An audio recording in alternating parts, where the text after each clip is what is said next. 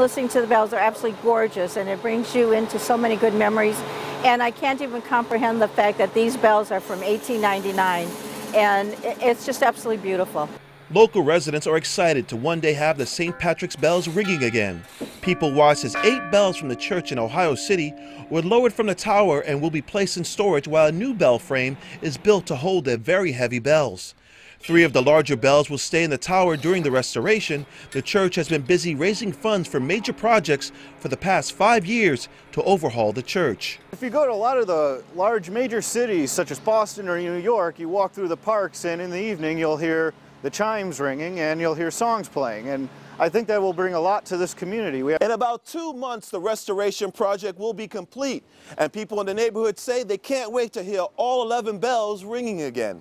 And you can hear the bells throughout the neighborhood, and they were beautiful, and you know, it was just a beautiful sound. Marilyn Carroll grew up listening to the church bells on a daily basis. She graduated from the school of 8th grade and still attends church services.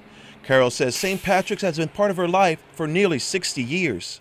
You listen for the bells at noon, and at dinner time was always 6 o'clock. When the bells started ringing, you had to be home because it was dinner time. In Ohio City, Enrique Correa, Fox 8 News.